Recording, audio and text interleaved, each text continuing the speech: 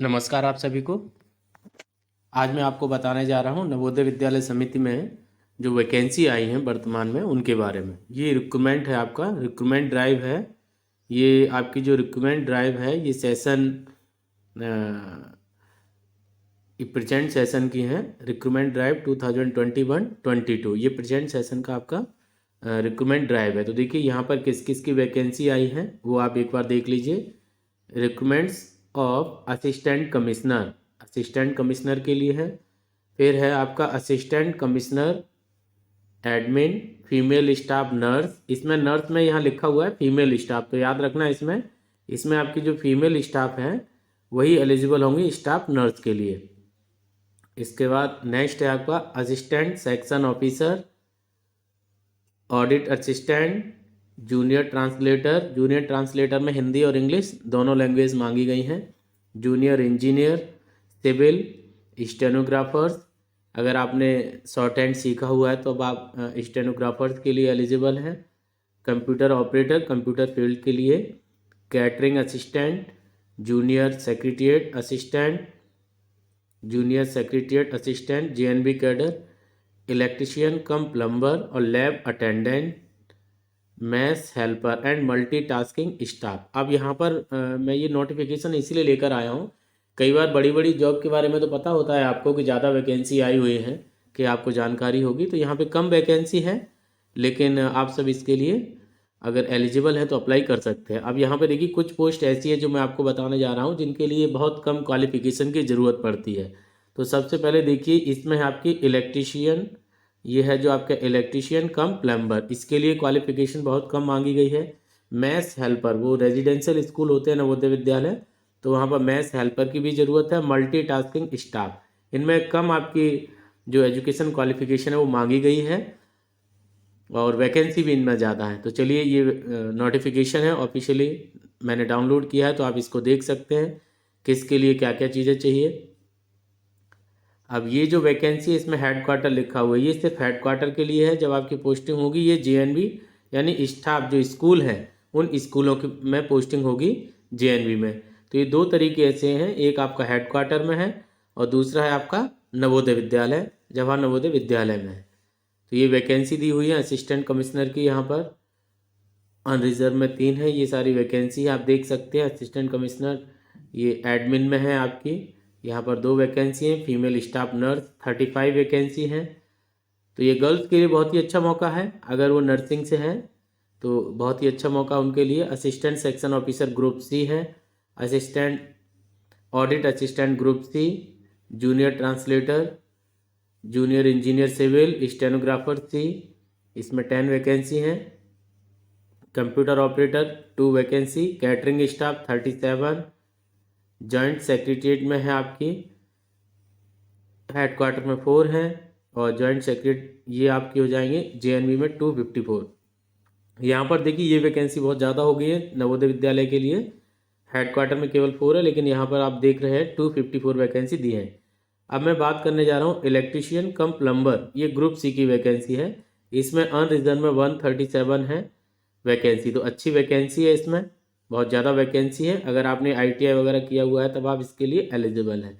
इसके बाद देखिए lab attendant group C, lab attendant के लिए है, जो भी लैब वगैरह होती है स्कूलों में उनके लिए है।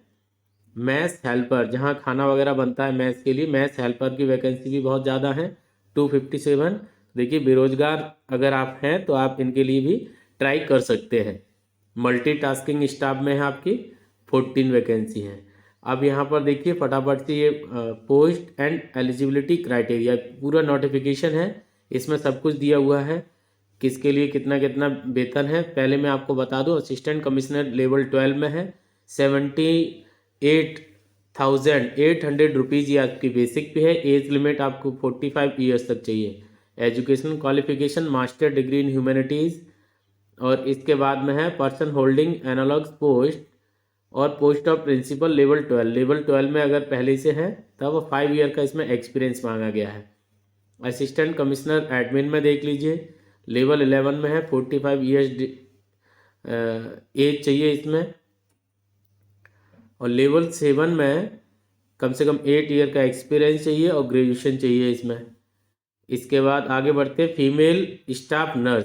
फीमेल स्टाफ नर्स, तो जो गर्ल्स हैं, जो फीमेल कैंडिडेट हैं, उनके लिए एक बहुत ही गोल्डन चांस है ये, नर्सिंग में है। तो इसके लिए देखिए ज़्यादा क्वालिफिकेशन की ज़रूरत नहीं है। पास सीनियर सेकेंडरी एग्जामिनेशन, क्लास 12 पास और इक्वेलेंट, तो क्लास 12 पास चाहिए इसमें। फिर दूसरा चाहिए grade A 3 year diploma certificate in nursing. इस 12th के बाद में आपने नर्सिंग का कोई डिप्लोमा किया है 3 ईयर का, जिसमें ग्रेड ए है, वो आपका एलिजिबल हो जाएगा स्टाफ नर्सिंग के लिए। बहुत ही गोल्डन अपॉर्चुनिटीज इसको हम कह सकते हैं। इसके बाद बीएससी नर्सिंग जो करते हैं वो भी इसके लिए एलिजिबल है। असिस्टेंट सेक्शन ऑफिसर लेवल 6 में है, क्वालिफिकेशन आपके सामने है। ऑडिट असिस्टेंट ये लेवल 6 में है, एज 18 to 30 ईयर्स, क्वालिफिकेशन के लिए आप स्क्रीनशॉट लेके पढ़ लीजिएगा।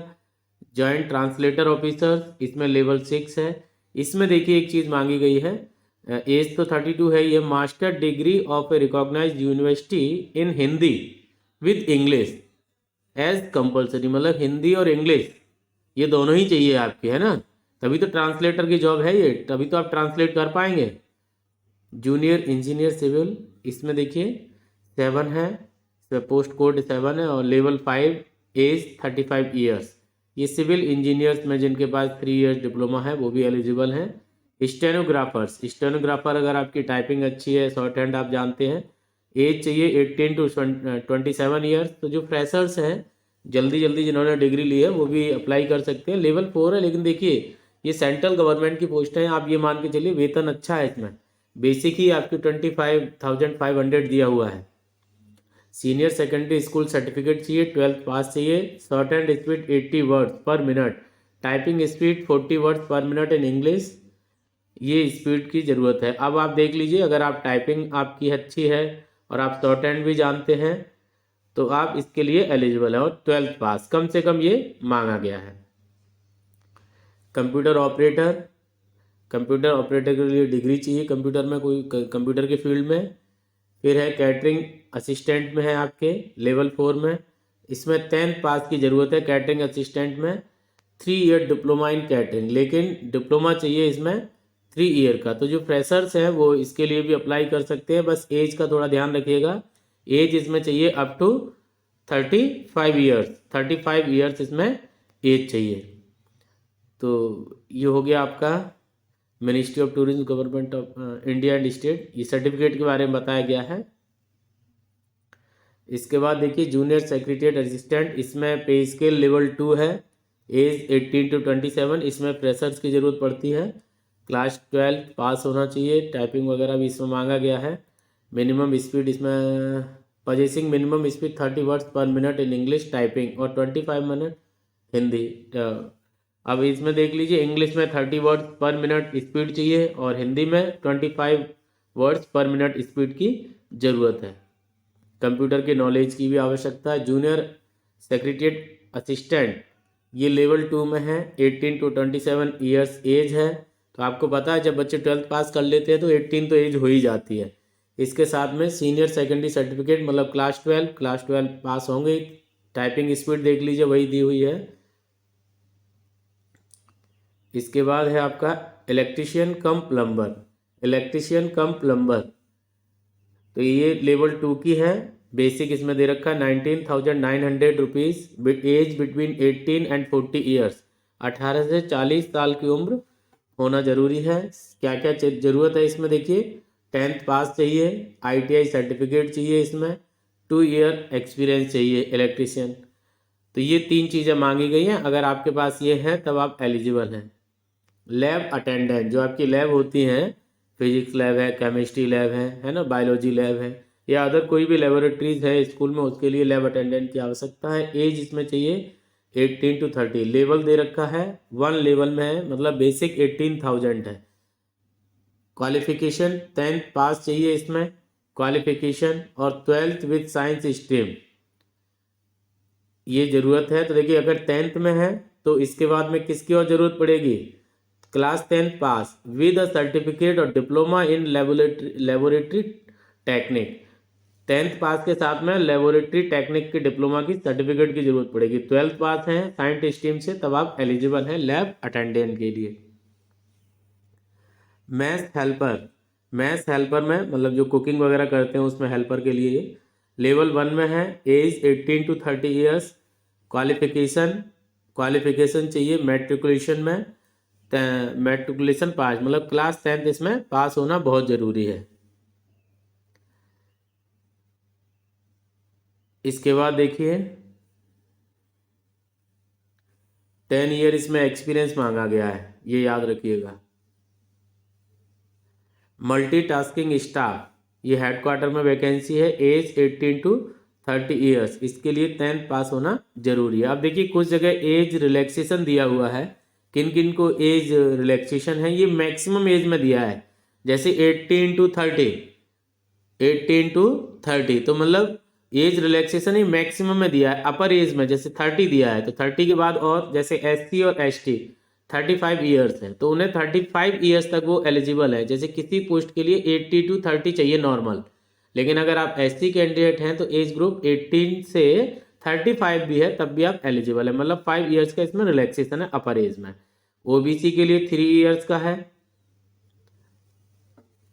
और अगर आप NVS के एम्प्लॉई हैं तो नो एज बार, कोई एज बार नहीं है।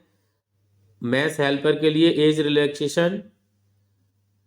इसके बाद मल्टीटास्किंग स्टाफ का दे रखा है। NVS एम्प्लॉय असिस्टेंट कमिश्नर के लिए दे रखा है NVS एम्प्लॉय 5 ईयर्स।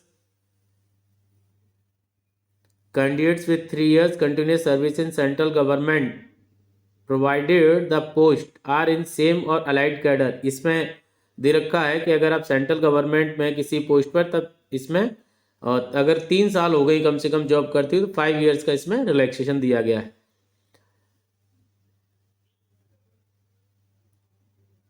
और ये डिसेबिलिटीज़ के लिए है। OBC में अगर डिसेबिलिटीज़ है 15 years, OBC NCN non creamy layer 13 years, general में 10 ईयर्स अगर कोई डिसेबल्ड पर्सन है, जो विकलांग जिनको हम कहते हैं अगर वो है। फिर यहाँ स्पेशल दिया हुआ है एक्स सर्विसमैन से रिलेटेड, इसको आप पढ़ लीजिएगा। ये था आपका नोटिफिकेशन। और इसके बाद देखिए मैं जल्दी से इसको स्क्रॉल कर देता हूँ, और भी चीज़ें इसमें दी हुई हैं उनको आप अच्छे से देख लीजिए। इसमें मोड ऑफ सिलेक्शन दे रखा है, किस तरीके से आपका सिलेक्शन होना है, रिटन टेस्ट होगा, इंटरव्यू होगा, ये सारी चीज़ें दी है। नेम ऑफ द सिटीज़, कहाँ कहाँ पर आपके एग्ज़ाम होंगे, इनके बारे में भी आपको यहाँ बताया गया है नोटिफिकेशन में। इसके बाद देखिए ये पूरी वेबसाइट पे दिया हुआ है। देखिए Annexure 5 as available in detail notification published on NVS website, जो नवोदय विद्यालय समिति की वेबसाइट है उस पर पूरी डिटेल आपको दी हुई है। इसके बाद देखिए स्कीम ऑफ एग्जामिनेशन, मतलब क्या क्या एग्जाम में आएगा, तो ये एग्जाम के लिए दे रखा है, आप इसमें देख लीजिए। पहले असिस्टेंट कमिश्नर का दे रखा है। Reasoning and numerical abilities 10, total marks 10 part 1 में। पार्ट 2 में लैंग्वेज आ जाए कॉम्पिटेंसीज, हिंदी और English 20 question, general awareness 20 question, academic, ये एडमिनिस्ट्रेशन की पोस्ट है, इसमें एकेडमिक से जुड़े हुए भी क्वेश्चन आएंगे, जैसे child development and pedagogy, learning perspective in education, teaching methodology and classroom management, role and responsibility of assistant commissioner, residential system, detail syllabus as on KVS website. इसका जो सिलेबस है डिटेल वो NVS की website पर भी है, नवोदय विद्यालय समिति की वेबसाइट पर दिया है। ये सारी चीज़ें इसमें दी हुई हैं, आप इसको देख लीजिएगा क्या क्या आपको पढ़ना है, क्योंकि जब आप तैयारी करते हैं तो तैयारी के समय हमें पता होना चाहिए कि परीक्षा में आखिर आएगा क्या। अगर हमें यही नहीं पता है कि परीक्षा में क्या आएगा तो हम कैसे अपनी तैयारी करेंगे। और याद रखिएगा ज़रूरी नहीं है कि आपको ज़्यादा ही पढ़ना पड़े तभी आप सक्सेस होते हैं, नहीं, हार्ड वर्क के साथ हमें स्मार्ट वर्क की भी ज़रूरत पड़ती है। मतलब आपको तैयारी कैसे करनी है, तो ये मैं आपको बता दूं तैयारी आप कैसे करेंगे, ये चीज़ थोड़ी सी मैं आपको यहाँ बता देता हूँ। नोटिफिकेशन है ये पूरा, इसके बाद में कि आप अपनी प्रिपरेशन कैसे करें। तो देखिए प्रिपरेशन किसी भी कंपटीशन की है, जब आप यहाँ पे कुछ फॉर्म भी दिए हैं, किसी भी एग्ज़ाम की आप प्रिपरेशन करेंगे तो सबसे पहले आपको क्या ध्यान रखना है, सबसे पहले आपको इसमें याद रखना है कि उनके एग्ज़ाम में क्या क्या आता है। तो सबसे पहले देखिए क्या क्या है इसमें, प्रीवियस ईयर के क्वेश्चन आएंगे, ठीक है ना। क्वेश्चन पेपर आप देख लीजिए प्रीवियस ईयर का, अगर आपके पास अवेलेबल है क्वेश्चन पेपर वो देखिए। दूसरा आप इसमें देखेंगे दूसरा आप इसमें देखेंगे सिलेबस। सिलेबस में आप देख लीजिए क्या क्या एग्जाम में आएगा, ठीक है। फिर आप इसकी जो प्रैक्टिस करेंगे, क्वेश्चन पेपर हो गया प्रीवियस ईयर का एक, दूसरा आप सिलेबस के हिसाब से तैयारी करेंगे। सिलेबस के समय आप ये चीज़ याद रखेंगे कि कौन सा पार्ट आपको नहीं आता है, उसको भी आप अच्छे से तैयार करेंगे। मतलब इसका एक आप प्रिंट आउट ले लेंगे सिलेबस का, उसी के हिसाब से आप तैयारी करेंगे। ये नहीं सोचेंगे कि नहीं ये पार्ट मेरा कमज़ोर है तो कोई बात नहीं। नहीं, अगर आपको जीतना है तो जिस चीज़ से आपको डर है उस डर को निकालना होगा। जैसे कि मैं आपको बता दूं, जैसे अगर आप ह्यूमैनिटीज स्ट्रीम से है तो आपको लग रहा है नहीं अर्थमेटिक में तो कोई बात नहीं, रीजनिंग में चले जाएंगे क्वेश्चन, बाकी मैं जीएस में बहुत अच्छा कर लूँगा, ऐसा नहीं सोचना है। आपको अगर ह्यूमैनिटीज में है, अगर आपको मैथ से डर है तो आपको मैथ ही तो अच्छा करना होगा, तभी तो आप आगे आएंगे बाकी जो कैंडिडेट है उनसे। तो ये सारी चीज़ें हैं, जितना जो सिलेबस दिया है वो आपको अच्छे से कर लेना है। चलिए इसमें इतना ही है। Thank you. जय हिंद।